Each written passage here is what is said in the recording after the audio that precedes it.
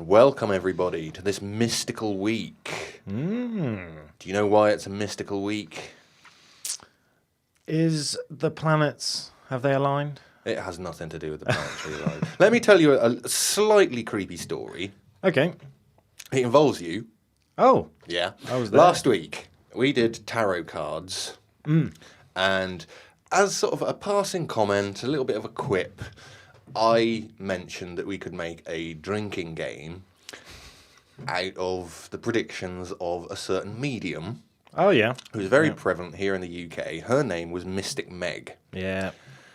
Now, unbeknownst to us at the time, she actually died several days later. R.I.P. Mystic Meg. R.I.P. So I would like to change our claim from a drinking game to raising a glass to Mystic Meg. Oh, I've hit the mic again. Well done, right at the start of the episode. So for anybody out there that doesn't know who Mystic Meg is or was, because people obviously under the age of 30 in the UK and anybody outside the UK is probably not going to know who she was. Yeah. So let me set the scene for you. Back in the 1990s and possibly the early 2000s, the early noughties, everybody wanted to win the lottery. Yeah. And the National Lottery was a live drawn event every Saturday night. Millions of people would tune in to BBC One and wait for the lottery draw, ticket in hand, hoping that they were going to win at least 1 million Great British pounds. Yeah, got to be in it to win it. Exactly. And just before the draw actually started, before they drew the numbers, this woman would come out called Mystic Meg. I don't know how old she was, maybe 30 or 40 years old, like Cleopatra-style hair, wearing these kind of gypsy-ish clothes, and she'd have a little crystal ball on a table in front of her and some rune stones and tarot cards and that sort of thing. And she'd make a prediction, and it often sounded like, "Tonight, someone wearing their family tartan will be successful. Also, the numbers 3 and 5, and the Atlantic Ocean will be significant." That was a good impression. That wasn't bad, was it? And everybody go, "Ooh." And then the lottery draw would take place, and then the newspapers go up and down the country searching for people that might actually fit in to this criteria, where they'd find some bloke called John McTavish who was wearing his family tartan, who happens to live 35 miles from the Atlantic Ocean, and they say, "How much did you win?" And you go, 150 quid. Great. Yeah. But that's the story of Mystic Meg. I don't know how long she was actually a part of the National Lottery. Obviously, the National Lottery changed. It went through various permutations where they started making, quizzes and games out of it and game shows. And I don't know, because a long time ago I lost interest in it, to be honest. Yeah. So I don't know how long it's been since Mystic Meg was on the National Lottery, but that was her claim to fame. She always seemed to me to look 50. She was weathered. Do you think? Yeah, I think she had a hard paper round. Yeah. She just always seemed to look 50 to me. She never aged or anything. No, okay, fair I enough. also remember her from the newspaper. I'm sure Oh, I think she had a column, didn't she? Yeah. Like a horoscope column. after the lottery, I'm sure. Possibly. I can't remember which newspaper it was. Maybe The Sun or something I like think that. it was. Yeah. But that was Mystic Meg. So, I mean, like I say, rest in peace to Mystic Meg. Yeah. She only died a week ago. And I just wanted to create this podcast as a little homage to her. Yep. Just because we kind of made fun a little bit last week. And I felt bad with her dying just a few days later. I really did feel bad about that. Yeah. So I wanted to make this week a homage or, a representation of mystics around the world. So what I've done, Josh, is I've done my research. Now, obviously, we're an improvisational show, so these notes are quite sporadic. But I've actually gone through, because I don't know how often Mystic Meg actually hit the target, hit the bullseye. Yeah, that's a good point. I have no idea. But also, just to defend you, we definitely did not know that she had passed when we recorded the last. Oh no, we podcast. didn't. No. It was about 4 days afterwards. Yeah. I didn't even know she was ill. Yeah. Or anything like that. You know, if she was, I don't know how she died. Maybe I should have done that research. Yeah. I don't know if it was like a long-standing disease or whether it was just a stroke or something instant. Or, you know, but anyway, it doesn't matter. So what I thought I'd do, as a little tributary, was we'd go through a list of people who made predictions that actually came true. Oh, I like this. I like the sound of this. Yeah? This is my kind of podcast. All right. Well, the thing is, a lot of these people on this list aren't mystics. Oh, okay. They don't declare themselves as clairvoyant or anything like that, or as a medium. Okay. A lot of them are just authors that happen to get things right. So I'll start off. Because I'm not going to do this on I thought about doing it on a timeline, but the more sensational ones I want to leave towards the end. So I've just got a few at the start here that I've dug through. Mm-hmm. In 1898, a man called Morgan Robertson, he predicted, well, what I'll say, he wrote a book called Futility or the Wreck of the Titan. Okay. In the book, he describes a massive ocean liner sets sail from England to America, hits an iceberg in the North Atlantic, and sinks, killing over half of its passengers because it is ill-equipped with lifeboats. Now, does that story remind you of anything, Josh? Oh, I don't know. The only thing I can think of is that film with Leonardo DiCaprio. Yeah, so the Titanic. And he predicted this 14 years before the Titanic set sail. The Titanic? I always thought it was Titanic. Titanic. Titanic. Yeah. He claimed, obviously, not to be a clairvoyant. He said that his story, and obviously ended up becoming a prediction, was only based on his own knowledge of boats and maritime law and that sort of thing. And he just wrote it as a fiction novel. And that was 14 years before. 14 years before it actually happened. And his boat was called the Titan.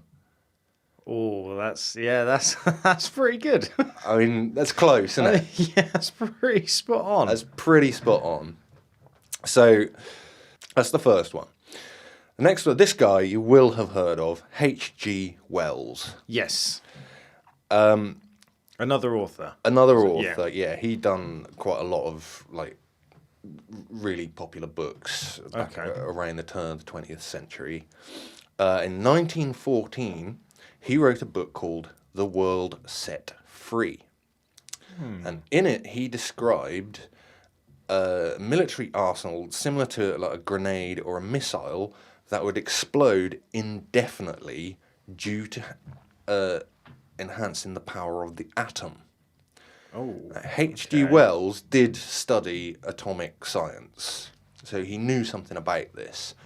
But this was in 1914. This is something like nearly 30 years before the Americans actually started experimenting with atomic bombs. Wow. Okay.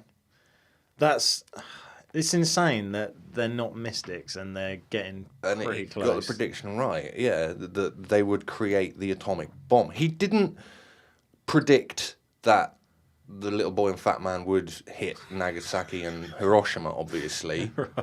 but he did live to see it happen. Oh, wow, okay. So In he was 1945, they dropped those bombs.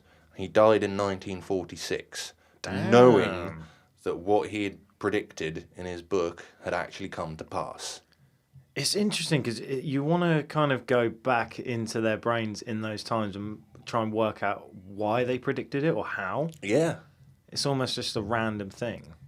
Yeah, It's I mean, crazy. that is a just an out there one, really. So far, I have to say the Titanic one so far is the winner. It's sticking with me. Is the winner? Okay. Not to say that wasn't impressive, but so far that first one you said about the Titanic, that's actually more impressive. Okay, I'm gonna go skip ahead one. Gonna come down here to a guy called Edgar Cayce, Okay. who you will not have heard of. He was a mystic. Okay. He was very popular in the early 1920s. and he actually was visited by some quite prevalent people back then. They'd come to him, go into a trance, and he would answer questions on either a personal level or even about like national politics and that sort of thing. Okay. And in 1925, he predicted the 1929 Wall Street crash, which was the start of the Great Depression in America. Wow. 4 years before it happened. And it actually happened. And it happened. On the date that he said. Well, he didn't give it a date, but the year. Oh, got you. He got the year right. You got the year right on when it. Doing a lot of microphone knocking in this episode. We're just so excited about predictions. We are. Okay, so I honestly had never heard of that guy before I started this research. So that's only a small entry. This next guy I definitely heard of, Nikola Tesla. Oh, yeah. Now, he is. A lot of people call him an inventor. He didn't really invent that much. He reinvented things. He'd build on other people's designs and improve them, and he did patent certain things, certain designs. I think it was the alternating current generator and stuff like that. He is the guy that brought the national grid of electricity to America. Thomas Edison couldn't do it. He wanted to do it in direct current. Nikola Tesla knew that direct current wouldn't work, and he wanted to do it in alternating current. And the two of them had a massive falling out, went their separate ways. Honestly, if you're into your history and that sort of thing, these two were like bickering Bert and Ernie. You make it sound as if they're next door neighbours. Tesla worked for Edison for a short time. Oh, so they weren't that far away. No, not that far away. Edison promised Tesla something like $10,000 if he could solve this problem with like electricity that you got. Tesla solved it, asked for the 10 grand, and Edison went, "Oh, I was only joking." So Nikola Tesla was like, "F you, I'm going my own way," and he went off and started like researching and getting with other people, and he actually brought the national grid of electricity to America, which Edison couldn't do. There was, to study these two would make us podcast in its own. Oh, I hope we come back to it because that's really interesting. But in 1909, Nikola Tesla had an interview with the New York Times, and in that interview, he sort of outlined some predictions of his own for the future. Even though he wasn't like clairvoyant, he just said, I really believe, he predicted Wi-Fi. Okay. Wireless information transfer. Mobile devices. He said that one day people will be able to access information and talk to each other by a handset or some device that they can carry on their person. And video calling, like Skype and FaceTime and that sort of thing. He genuinely believed that people would hold a device in their hand that they could talk to each other thousands of miles separate. Wi-Fi was invented in 1990. Yeah, that's a fair 81 years after Nikola Tesla predicted few it. years, yeah. I mean, I love the story of Nikola Tesla. I got nothing but admiration for the man. And when I found out about this prediction, I thought that's got to go into the podcast because he's one of my heroes. It's crazy as well, not to kind of interrupt or anything, and I don't want to ruin the flow, but it's, you know, when you kind of have elderly people or grandparents and they're trying to use technology, and us being, 30, 40 years younger going, how do you not understand it? It's simple. You just press this button. Look, just tap there and it shows you your emails. What's an email? It's crazy to think, though, when you actually think about how much like the elderly and 60 plus years people have seen, like the television and all this stuff. Oh, yeah. And when you think about when we were in school, like, we didn't have the ability to FaceTime Australia. No. Do you know what I mean? So all of this technology has only really been, the last 20, 30 years? Oh, yeah, in a way. And I'm nearly 10 years older than you. When I was in school, computers were very basic. It was like Windows 3.1 was there. We didn't even have Windows 95 back then. And it was all floppy disks and stuff like that. And even, in my lifetime, I can remember I grew up in an age without a smartphone. Without even a mobile phone. I was 18 before I got my first mobile phone. It was a crappy little analog thing that the screen didn't work. So when it rang, I didn't even know who was trying to contact me. It's nuts. And I saw a video the other day. This just shows how time has gone, and it just makes no sense. There was a video of like some teenage girl, and she was like, "Oh, I think it would be really good if someone invented like a mobile phone that just stays at home that everyone can use in case of emergencies." And it's like, what? Like A landline? yeah, landlines. It's like we have those. And it's Wow, like, wouldn't it be great if someone invented that? yeah, but it's crazy. Isn't I it? saw a video that some parents had taken a video of these couple of teenagers trying to work out how to use. Do you remember the old phones with the dial on it? Where you had to pick a number and it goes like that. And they were trying to figure it out. They didn't know that they had to lift the handset first. So they were trying to dial buttons and then lift it. And they just couldn't work it out. And then James at work couldn't work out how to use a VCR, didn't he? He pulled the tape out. Yeah, because he's never known anything but DVDs and online and stuff. There's only 10 years gap between us, really. Between me, you, and James. There's only 10 years. 20 years, yeah. I'm 10 years older than you. You're 10 years older than James. And I mean, the difference between me and him is massive. But yeah, great. Sorry, I didn't mean to derail. That's all right. No, it's fine. It's fine. So, going back to my list of predictors. Mm-hmm. Mark Twain was not known for his predictions. He was known for his writings. He was an American author. I recognise the name, Mark Twain. He's got silver hair with a moustache and a white suit. Kind of look like your dad. Yeah. Colonel Sanders looking. But yeah, he wrote obviously quite a lot. He was just a reporter and wrote books and that sort of thing. And before he died, he wrote his own autobiography. And he wrote his own autobiography? Yeah, he wrote an autobiography. Okay. About a year before his death. In his autobiography, I quote this, he says, "I came in with Halley's Comet in 1835. It is coming again next year, and I expect to go out with it."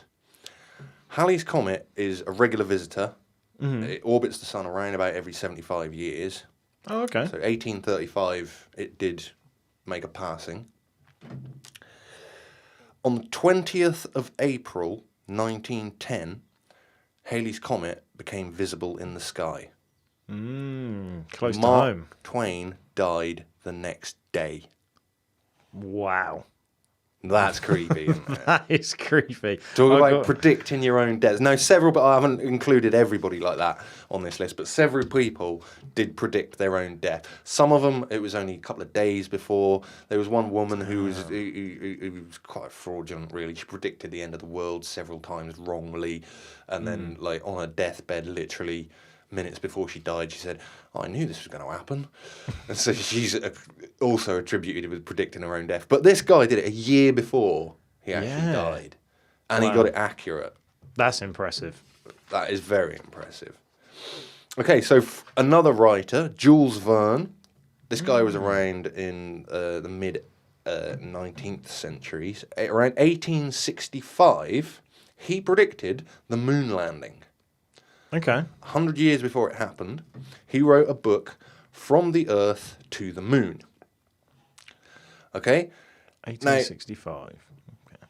Now, considering Jules Verne wrote things like Journey to the Centre of the Earth and 20,000 Leagues Under the Sea, he was kind of a science fiction writer anyway. Okay. But, I mean, this is 1865, and he's already saying we're going to travel to the moon. And it's not just that is spooky about how much he got right. He predicted that there would be 3 astronauts on board. Oh, come on. No way. They would launch from Florida. How would he know this? Who knows? This is this really strange one. He predicted that the astronauts would experience no gravity, which was a concept not known to science at the time. My mind is blown. How? 3 strong predictions, all of them true. Yeah. That's insane. From a guy who's not clairvoyant. He's just a science fiction writer. Okay, that one's more impressive than the Titanic. That's the top of the list. Yeah? Now. Yeah, that's blown my mind, actually, to be fair. What about this guy, then?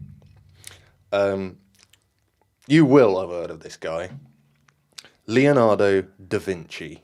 Doesn't ring a bell. No. The Mona Lisa. Oh, yeah, no, I know him He from... predicted the Mona Lisa He did. by painting it. I know him from those Tom Hanks films.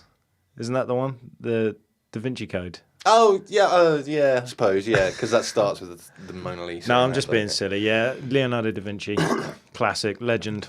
Yeah, so Da Vinci, one of the all-time geniuses of mankind. Yeah. Between the mid-1480s and 1519, when he died, he kept notebooks of all of his thoughts, all of his impressions, his ideas. Obviously, he invented a lot of things, but there's some things on a list here that we can't actually say that he invented them, because he didn't. All he came up with was a design idea or an artistic impression of something that he believed would happen in the future.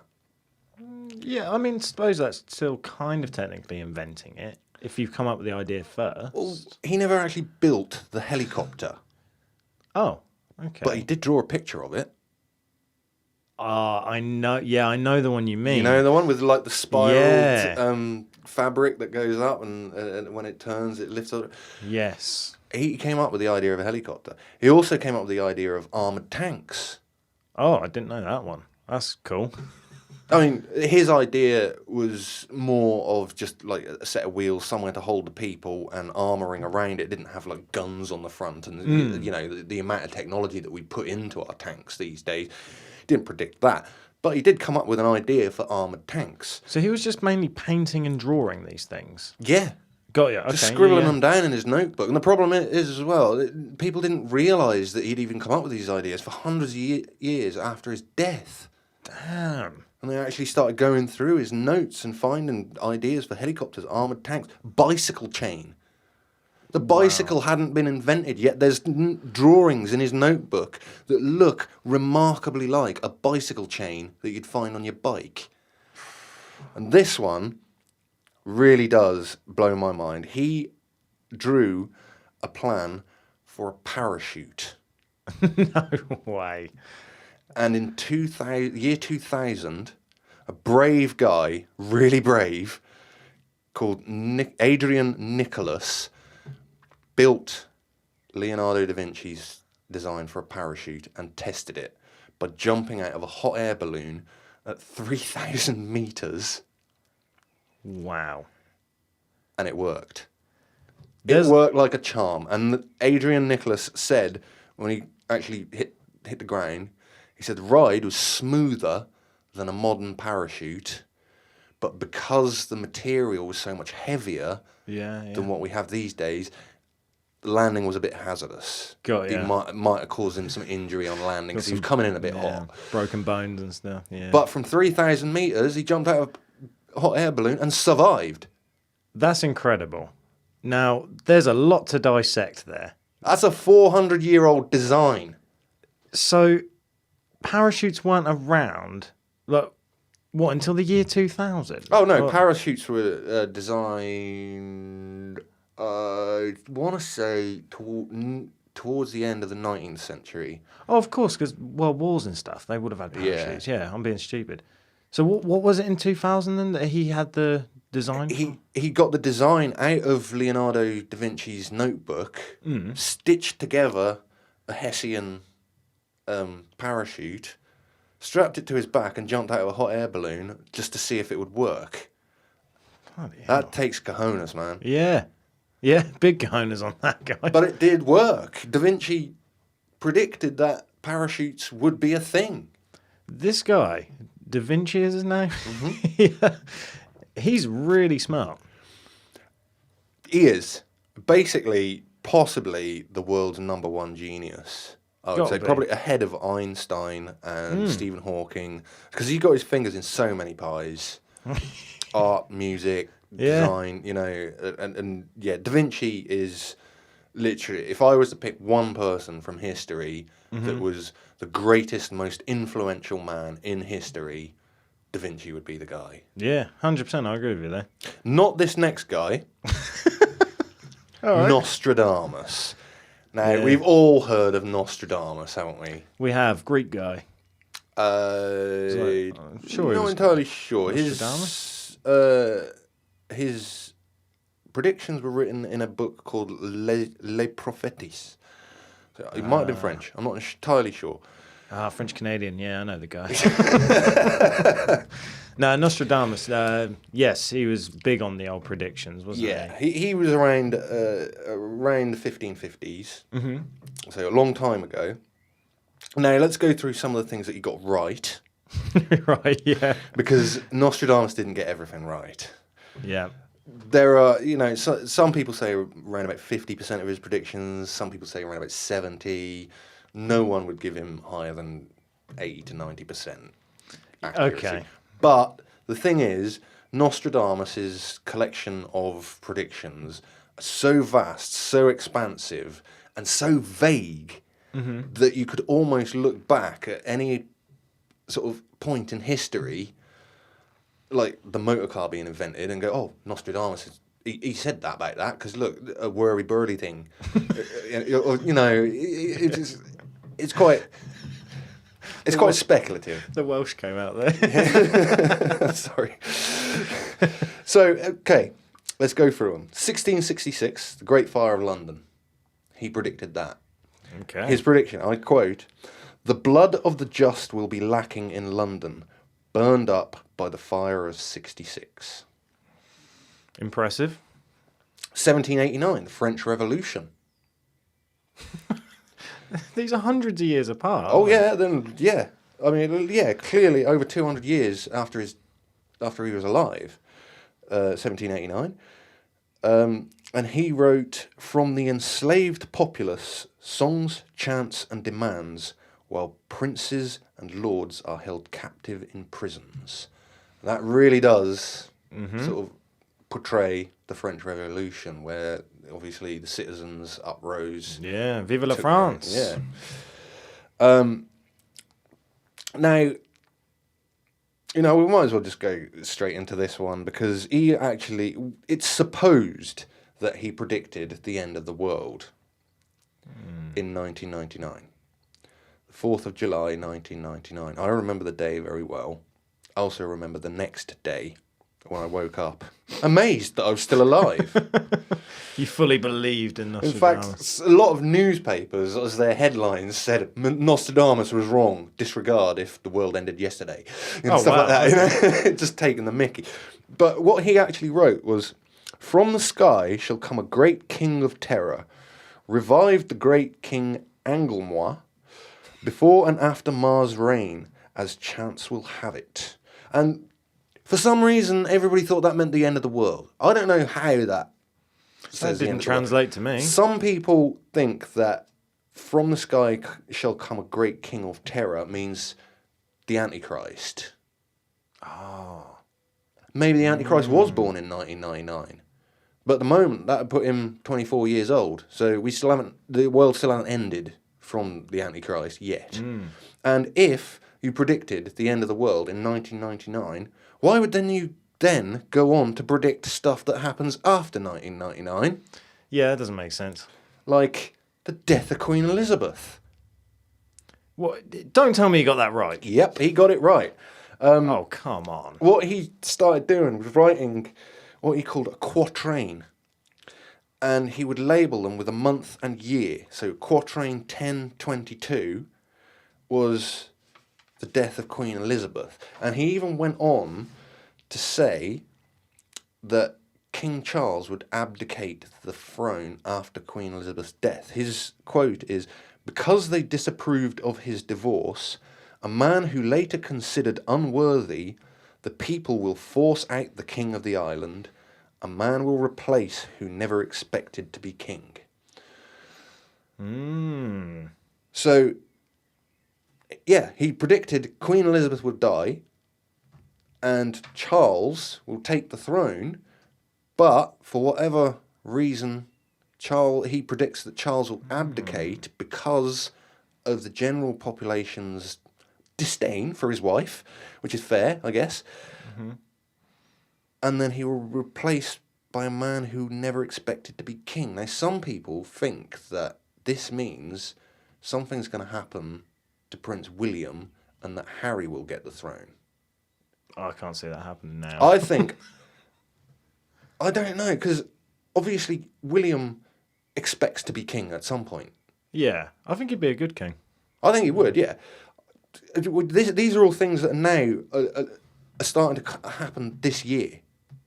So has he taken a step back from the throne? No, not yet. Oh, not as far as we know. But good. imagine if Nostradamus was kind of right and something this year happened to William, ending his life. Touch wood, touch wood. Obviously, long live the royal family and hope that no tragedy happens here.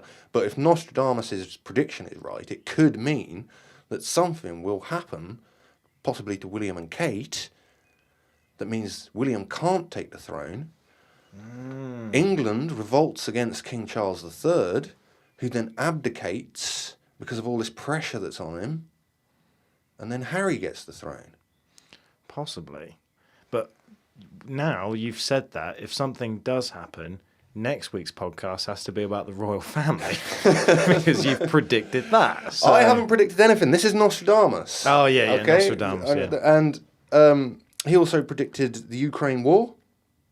No way, man. 7 months, the Great War, people dead of evil doing. Ruin Evero shall not fall to the king.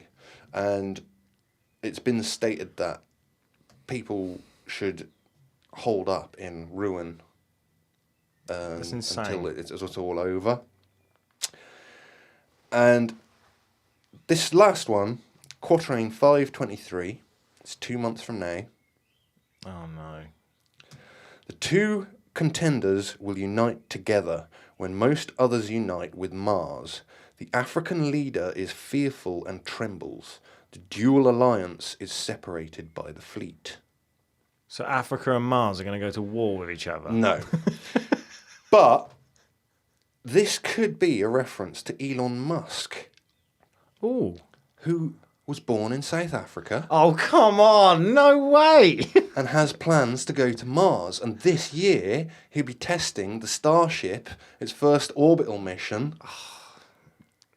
We're not going to top it. We might as well end the podcast now. Well, we're still not sure who the two contenders will unite together are. NASA? It could be NASA and Elon Musk. I don't know. I mean, that's the thing. These things, they're so cryptic.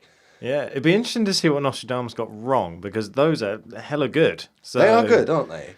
But Nostradamus, I'm going to say, because we're nearly at the end of the podcast now. Oh, no. Nostradamus is not the greatest predictor that's ever lived. Okay. Do you want to know who takes that title? Yeah. I think you already know who takes that title. Is it The Simpsons? The Simpsons. Oh, yes. Okay, I have a list. And I'm not going to be so bold to say as this is every prediction that they've ever come up with. They've got an insane amount. But there's a few on this list. I've got 1, 2, 3, 4, 5, 6, 7, 8, 9, 10, 11, 12, 13, 14, 15, 16, 17, 18 Yeah. predictions. There's actually a conspiracy. How many do you think that you... Let's make a game. Okay. How many do you think you can list? And you might even come up with some that I haven't. Okay, I reckon I could easily get 5 at least. Okay. I will just quickly say, because I know we are towards the end, there is a massive conspiracy theory that Matt Groening is from the future, and he's that is a genuine conspiracy. So that wouldn't be theory. a prediction then, would it? It No. would just be like remembering his own history. Okay, let's go through these quick then. I know the Trump one for president. Tick. I know the Disney buys Fox one. Yeah, tick. I know. Oh, my mind's gone blank. No, it's... Come on, you're the greatest recaller of Simpsons episodes I've ever known. Oh, the voting scandal. Voting scandal, tick, yeah. I know we had a conversation about it not too long ago as well. No, I don't want to ruin the podcast. Let's end the suspense. Okay, in order of my list, Lady Gaga Super Bowl performance. I knew that one as well. Yeah, yeah. In one episode, she performed for Springfield, flying around on strings, Yeah. and that's exactly what she did at the Super Bowl. The outfit was pretty similar as well. Yeah. In one episode, Mars and Homer enter the Olympics in the ice curling competition and win Okay. for the United States. That actually happened in 2018. United The States US won. won the gold for curling. Disney purchases Fox and President Trump, you've already mentioned. The horse meat scandal. When it was found that horse meat was found in burgers and school foods and stuff like that. Yeah, they yeah. actually predicted that. The Higgs boson particle equation Yeah. is an interesting one because there was an episode where Homer became an inventor. He was, I think he was actually trying to trace Thomas Edison, wasn't he, as inventions. And there's a scene where he writes a formula on the blackboard that at the time made no sense at all. And then when the Large Hadron Collider managed to actually detect the Higgs boson particle, the physicists looked at the equation that Homer had written on the blackboard and found that it was dangerously close No way. to what they had found. And this was something like 10 years later. That's insane. The three-eyed fish that Bart fishes out of the That's pond. real. Yes, a guy, I think it was in Argentina, went fishing. I think it was night fishing, pulled out a fish, stuck it in his net or whatever. Next day, looked at it, realised it had got three eyes. Oh, Blinky. Yeah, Blinky, the fish. Yeah, it happened. And he was actually in fishing in a body of water that a nuclear power plant had got an outlet into. So there we go. Smartwatches. Smartwatches. Yes. I knew about The Simpsons predicting. I remember the episode where Marge is on the screen and they predicted kind of like FaceTime. Oh, quite possibly, yeah. There's another one then. But smartwatches, there's an episode where Lisa goes to visit like a medium and she tells her about her future. And when she's meeting her future husband, he has a smartwatch. He leans over and he's like, into his smartwatch. No way. And then someone pushes a cow out of a bush that says "Marry me" on it or something like that. But smartwatches were, yeah, them. That's cool. Siegfried and Roy tiger trainers. Oh, yes, I knew about that one. Yeah. They predicted the mauling that actually happened to them. I'm pretty sure the video of the actual mauling is pretty close to the cartoon as well. Pretty close, yeah. Yeah. He was actually dragged off the stage into the wings and it sustained so much injury to his neck that he couldn't carry on performing as that. They did do one or two little shows afterwards, but the show was ended. They gave up show business after that. The Shard in London. I don't know this one at all. Right, so there was an episode, again, I think it was set in the future, where just one scene shows the image of Big Ben. In the back, in the background, you can see London Bridge, and next to it, a building that looks suspiciously like the Shard in potentially the right location before the plans for the Shard were even made. Wow. That's pretty good. That's pretty good, isn't it? Yeah. Oh, I thought of another one. Oh. 9/11, Bart's comic book. Okay, yeah, It's funny how I've my heard of mind that goes- one, and I didn't put it down for some reason. My mind goes blank, and now as you're reading them through, some of them come. Yeah, 9/11 was on the front of Bart's comic book or something, and it had the Twin Towers with the plane going into it. And Right, yeah, I think I have heard that one. There was one episode that got two predictions right in one. What, two predictions in one episode? Two predictions in one. Right. The FIFA corruption scandal Okay. and Germany winning the World Cup. Damn. Okay. Both in the same episode. Wow, that's impressive. Faulty voting machines. Yeah, yeah. When people went to vote for Barack Obama, it was just automatically selecting the... Yeah, it was the other... Mick Romney or whatever. Yeah. Yeah. And that happened in The Simpsons first. Stephen Hawking was a guest star in one of the episodes, and he happened to say, while in Moe's tavern talking to Homer, that Homer had an interesting theory about the universe being donut-shaped, and Stephen Hawking was going to steal it. Nowadays, there is a scientific model of the theory of the universe being donut-shaped. What is this different to flat Earth, or is it? Yeah, different to flat Earth. This is the whole universe, everything. It's not just... Oh, the universe. Yeah, the whole universe. I thought you meant the Earth for some. Rather than it being an infinite thing that just goes on forever, it collapses back into itself and creates this donut shape rather than just being a sphere. That's cool. And that is a popular scientific model. And obviously, the last few, Ukraine crisis, they predicted quite a long time ago. Coronavirus. Oh yes, with the package and the pandemic. They and the death of Queen Elizabeth. Yeah, they predicted that as well, and the superinflation that came after Donald Trump's presidency. Oh, that we're now experiencing today. Well done, Matt Groening. He's done well there. And that is probably not all of the predictions that they've done. No, there's probably a lot more. A lot more. And that's actually really interesting, the fact that there's a conspiracy theory of Matt Groening being from the future. And when you see the results and how they're so... the details and everything are so accurate, it's hard to say he's... And a lot of this stuff is just kind of in the background as well. You don't even realise. They don't make a big deal out of it. But what I find most interesting is the examples that they predict without actually predicting it in a way. They're just kind of doing an episode. The outfits and the little details in the scene that's only a few seconds long is so scarily accurate. The Lady Gaga outfit was pretty much the same. President Trump, where Homer's following him down the escalator. Spot on. The same outfit, everything. Yeah, everything. Same layout. It is absolutely amazing. So, I mean, we got to start putting these things to the paranormality scale. Yeah. We've already overshot our time a little bit, just because this is such an interesting thing. I love it. I've really enjoyed it. So, I mean, how do you rate this, though? I mean, obviously, these things have actually come to pass. Mm-hmm. You know, these are predictions that were made that have happened. Yeah. So, I mean, mediums and stuff like Mystic Meg and that, surely some of them aren't just, trying to con people, and, there have got to be some genuine ones out there, like The Simpsons. It's not a medium. It's insane. It can't just be random coincidence, can it? There's got to be some sort of truth or science behind it. Surely it has to be. Got to be. I'm going to go straight in. I've really enjoyed this episode. Well done, mate. And thank you. I'm going to give it an 8.8. 8.8? Yep.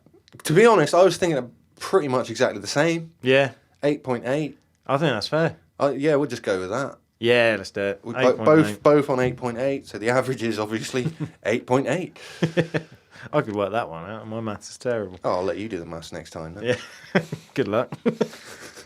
All right. Well done, mate. I really enjoyed that. And it was honestly, it was really interesting actually investigating this week, because I didn't intend to do it. Obviously, when I last spoke to you last week, I said I was going to do a completely different episode. Mm-hmm. You've arrived here today thinking that I was going to do that other episode. And I just kind of sprang this one on you. But it's been so interesting. Very interesting. Doing this research, and I'm blown away by the amount of predictions that people have made that are not Nostradamus. That have actually come true. Yeah, I almost feel like Nostradamus is like the black sheep of the predictors in a way, isn't he? He is a bit mysterious, a bit dark. No, very, very good. So I'm going to predict something. Yeah. I'm going to predict that the person listening to this podcast is going to hit the like and subscribe button, leave us a rating, leave us a review, and I'm going to predict that you'll be back next week. And until then, I've been Pirate. I'm Josh. This has been Paranormality UK. Ta-ta. Ta-ta.